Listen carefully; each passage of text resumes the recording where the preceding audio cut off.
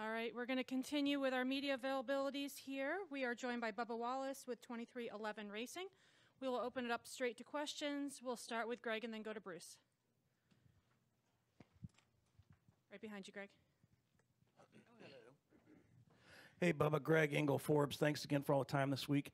I wanted to ask you on the diversity side of things, how would you grade NASCAR's diversity efforts both before you came in and now that you've had a chance to be a part of that? How would you grade it? I wasn't really, it's kind of hard to say because I wasn't really invested the way I was. I was just trying to get my feet underneath me. When I first started in this sport back in, you can call it 2010 or 2013, however you want to look at it. But knew I was kind of playing a small part.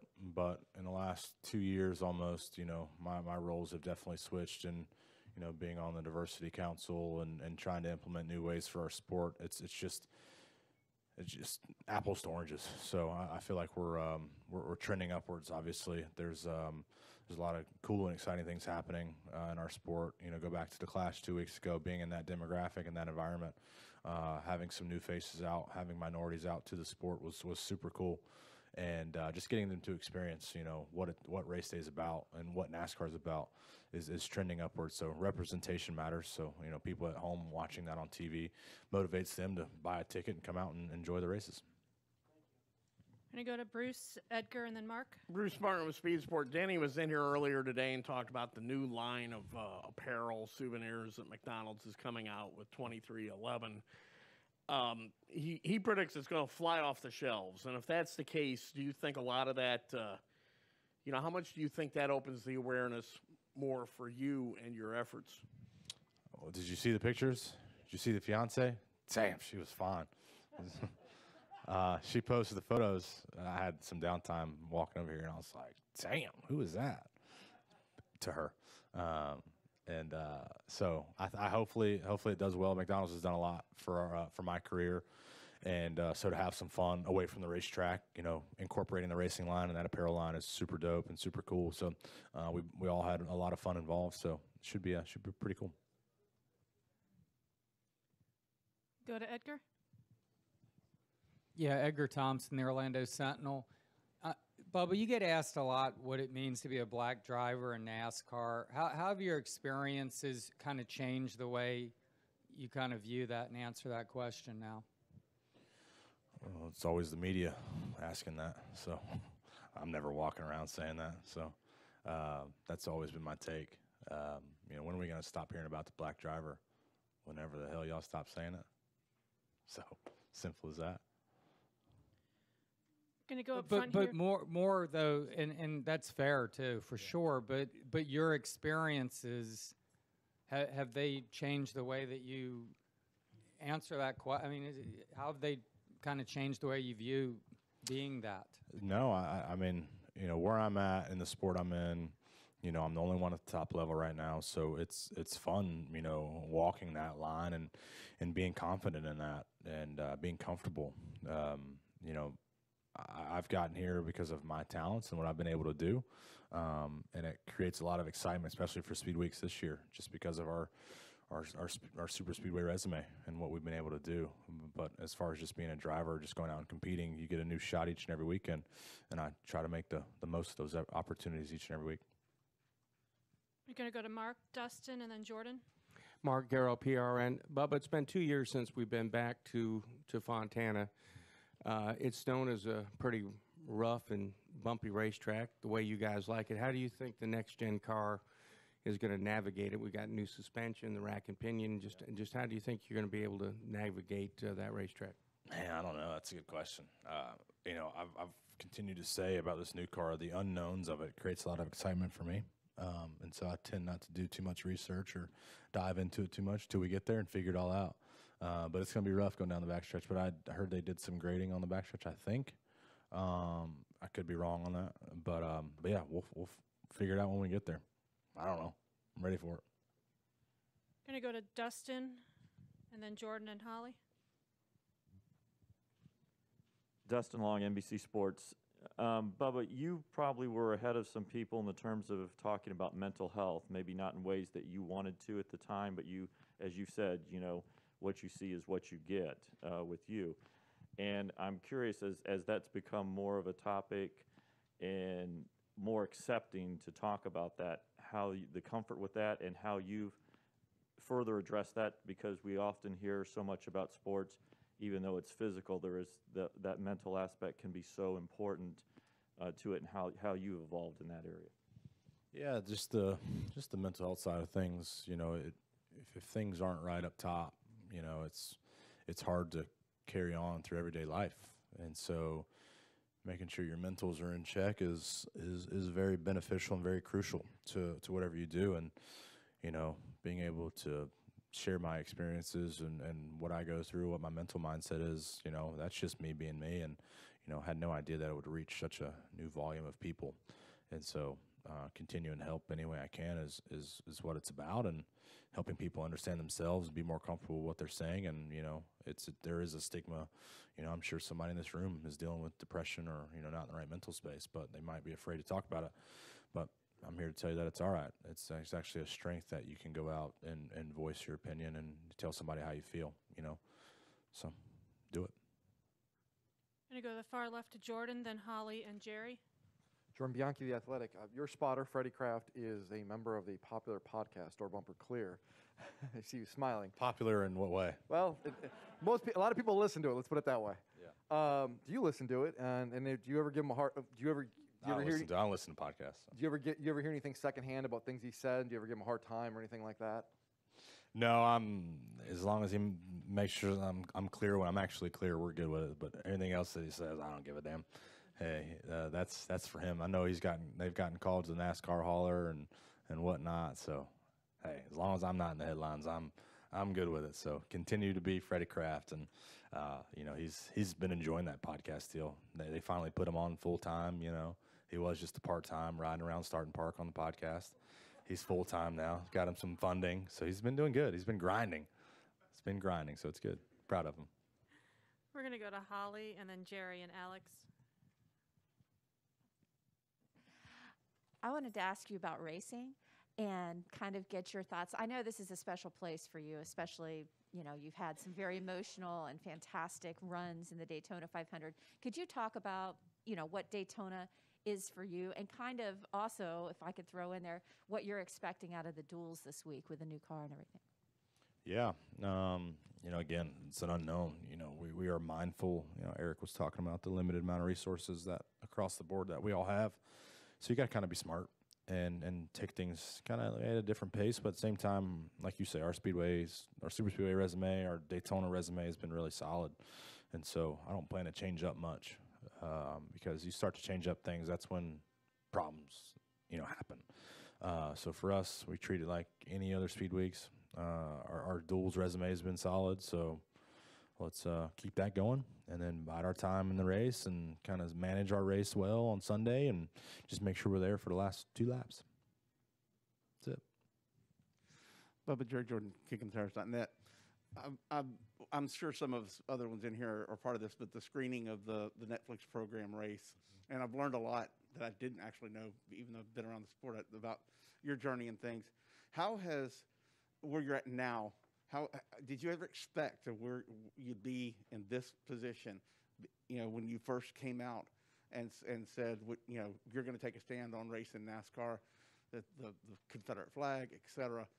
You're sitting up here and you are one of the big faces of NASCAR now. Yeah, no, I just thought it'd be like starting out. You know, where are we racing at this week? We're going to show up and give it our all. If we win, we win. If we wreck, we come back and try again the next week.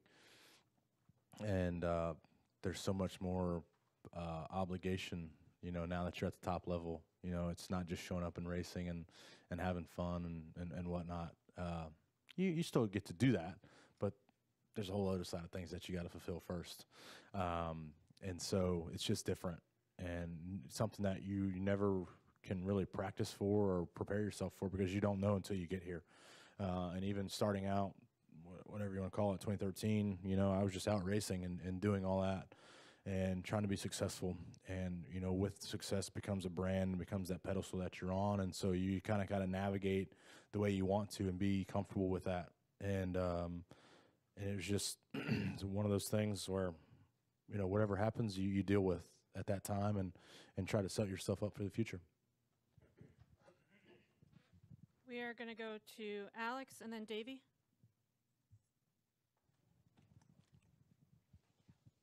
Alexandria with the Charlotte Observer. Bubba, I know last year a big goal was race wins for you guys in 23-11, and this year it sounds like Denny came in and Kurt came in and both said that making playoffs was a goal for both teams. Have there been internal discussions at 23-11 about expectations for this season, and what do you see those being? Yeah, obviously we want to make the playoffs and compete for a championship. That's a given. That's what any driver's going to say. You know, for us, you know, it's just becoming consistent. We had a lot of finishes, you know, where it was just kind of win at Talladega. I think Roval was next, so you were kind of back and forth. So kind of smoothing out the graph on the results chart is important for us, and bringing that graph lower and better. And so it's something we're just going to fight for each and every week. Be more competitive, be more consistent, get that speed up there, figure out this new car. You know, everybody is figuring out this new car, but making sure we're on the upper tier of the people who figure it out first, so we can have that advantage. So it's going to take a lot of hard work from myself and my team, but Booty and I know that what we have to do is just go out and win races and be the best that we can be. And, you know, some days we can show up and be a 5th place car, and some days we might show up and be a 15th place car. You know, we just got to take what we can give us and make the most of those days. And is there anything, I guess, in particular? I mean, Kurt was talking about just some of the personnel changes at 23-11, but for you, I guess, what in particular gives you that confidence that, you know, still being a young team, that's achievable? Yeah, I think Booty, you know, brings a lot out in me that I appreciate him for, and he may not even know it, but it's just having that relationship. It's not really the crew chief and driver relationship. It's not, you know, talking about, you know, what springs and shocks we're going to run and what side steering wheel. It's just about life. You know, he's a big bourbon collector, and so talking about that is super cool, and having that personal relationship. He's sending me down that slippery slope of bourbon collecting, and it's ridiculous. But just that side of things, it's fun. You know, it gets you away from the obvious, which is our job here and what we're doing this weekend. So anytime you can break that up and create a sense of a bit of like normal life, that trends upwards for me. I'm going to go to Davey and then Justin. Dave's right there. Hey, Bubba, Davey Sequel with Front Stretch. Going back to the clothing line that was released this morning, Denny basically was talking about how 23-11 looks different. The team itself was pushing boundaries, and, you know, obviously to a lot of people, you are the face of NASCAR on the surface for maybe a new fan and a lot of fans that were at the Clash back in L.A. Do you think, or how important do you think it is to get that clothing line out there and potentially appeal to new NASCAR fans and maybe have them experience the sport in a new way in this new next-gen era that they haven't really before? Yeah, I think it takes it back. You know, there's a lot of African-American fans that are wanting fire suits, like, to wear, like on streetwear. They're all about the fashion. They want the bomber jackets, and they want, you know, it takes them back, because I remember my sister, she may have had an M&M's jacket back in high school. I was in middle school at the time, and I didn't really follow that fashion trend because I had my own fire suit to wear on the weekends. But that was so big to her and that generation. And so now seeing them where they're at now, and they're like, man, we need that stuff back so we can rock all that stuff. And I'm like, y'all want to rock a racing jacket in the middle of the summer, have at it. But we'll sell it for you guys. But it's just important for them. You know, they're big into fashion. That group is big into fashion, and I think that generation, I should say. And so they want to see the new hip swag, I guess the vintage hip swag stuff, hit back on the shelves. So we're doing that with McDonald's, creating a lot of fun. I actually brought that bomber jacket that I was wearing in the photo shoot down here, and I might pull it out for race day because it's going to be a little chilly. So be some swag on the race day circuit. Is it stressful at all dealing with wedding planning with the start of a new season, or do you let Amanda handle all that stuff? Second part of that question, Amanda's handling that like a champ. So we actually hired an everyday wedding planner. That's been rock solid for us. So I've just been looking at the dollar signs continue to go up and up and up. So. Going to go to Justin and then Zach. Thank you. Bubba, despite being in the sport for a good number of years now, you've never really had a teammate up until this year. What's it been like working with Kurt Busch as you guys prepare for this season? Yeah, no, Kurt's fun. He has a lot of one-liners that he'll throw out that are catch you off guard. But it's fun. It's cool. You know, when we're in the heat of battle, trying to figure out what it takes for our team to be successful. You know, he's providing a lot of insight and a new perspective on how to, you know, look at things from a different angle to make sure we're kind of crossing everything off the list. So, yeah, I think it's been good. It's been fun to have Kurt. So now that we're diving into the start of the season, we're to hopefully push each other to be the best that we can be. So I know my time's cut short. Chase Elliott just walked in the room, so good talk. We still have a few more minutes. We're going to go to Zach and then Daniel. Zach Sterniola with Front Stretch. Bubba, you were in that lead pack on the final lap of last year's Daytona 500. Yeah, I was a lap down, though. That sucked. That's fair. Loose wheel killed us. But yeah. Right. Well, then, to be on the lead lap in the lead pack, coming down to the wire here this Sunday, can you lean on any of your past experience with this new car that's going to translate into something that you can put together on Sunday? You know, we'll find out. The aero platform of this new car is a little bit different, so it'll be a lot to figure out. We're going to do hopefully a lot of that in the duel to see what we can really do with this car and what we need to work on for when we go to Talladega and come back here to Daytona and stuff. So it's just a world of unknown that's a lot of digesting and dissecting and to figure out what makes this be better than last year's car, what's worse. So we've had a 2-hour-long aero meeting before we got on track and to figure out where to position our car and so things are a little different, but at the end of the day, it's driving race cars. When you got the run, make the most of it and utilize that, put yourself in position. Did you feel like you learned enough in yesterday's practice?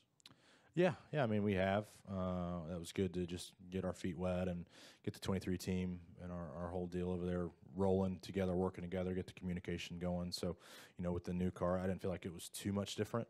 Steering was a little bit different. The feel of the tires was a little bit different, but, you know, I think that's going to come, you know, for everybody and just get used to. So it'll be fun. Going to go to Daniel and then Lewis. Daniel McFadden, FrenchRace.com. Bubba, you know what it's like to lose a ride because you don't have any sponsors. And now some of the biggest brands in the world are releasing clothing lines dedicated to you. What has it been like for you experiencing that shift to having this kind of attention on you from sponsors? And when it comes to building your brand and also their brand together, have there been any ideas you've brought to the table that maybe get turned down at this point? I think we've turned down a lot. But it's just, you know, it's never easy. You know, you go through a lot of these times where, you know, you lose a ride and you feel like everything's going right.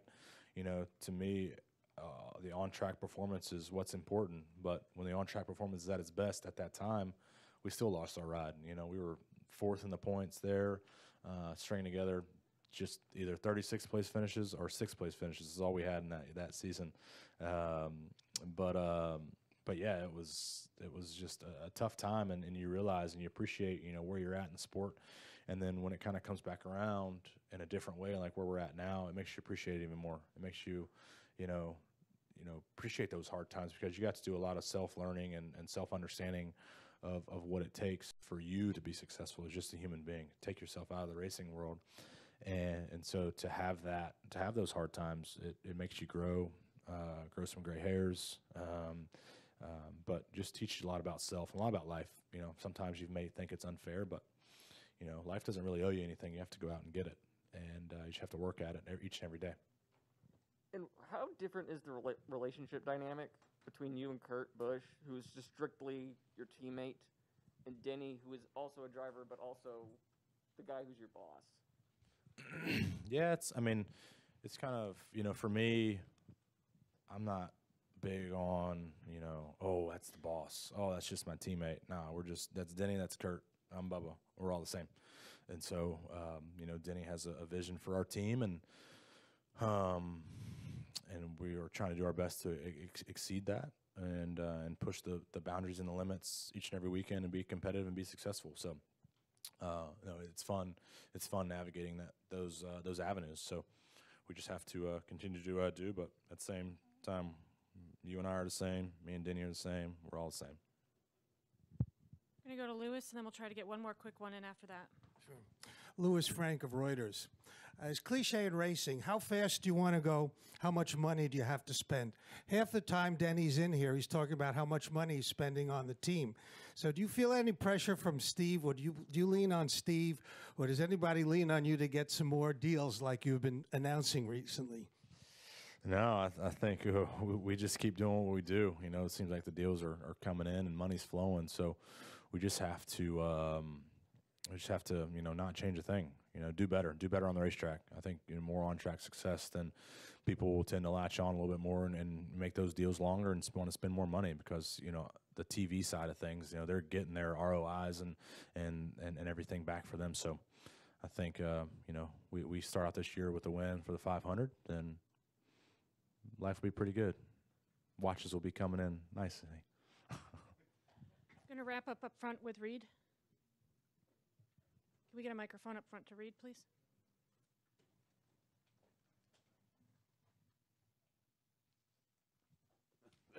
Thank you. Reed Spencer with the NASCAR Wire. So how deep are you into the bourbon collecting thing, and what's the prize bottle in your collection? I'm not very deep at all. Booty's he's the collector and doesn't really drink, and I'm the collector that just drinks it because I like the taste of it.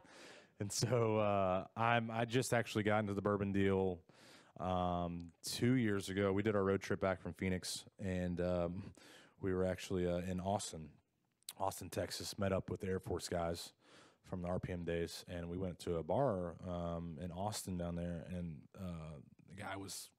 Sean was raving about this bourbon called Elmer T. Lee, and he was like, "Oh man, you got this. How much for a glass?" And I forgot what it was, but he was like, "No, never mind." And I think I had a couple beers, so I was like, let's get a glass. I'll try it." And I hated bourbon, and I tried that, and I was like, "Man, this tastes like a little bit like candy," and I actually really enjoyed it, and that kind of opened my palate because you hang around Blaney, that sucker, all he drinks is bourbon, and I hated it. And so now that I've kind of opened my palate up a little bit more, started trying to get a couple bottles. The market for anything right now is ridiculous. Housing, Lewis and I were talking about timepieces, cars, bottles of bourbon, they're ridiculous. Retail's $50, but they're selling for $1,000. It's crazy. And so I think that's why Booty doesn't drink it, because it costs so much. And then the seller of that would be a great profit. But yeah, I'm starting out. So Elmer T. Lee is my favorite bottle. Amanda got me that for my birthday or Christmas last year, and it's been solid. So I tend to drink that on very special occasions. So not much has gone out of that bottle. All right, Bubba, thanks for joining us. Good luck this week.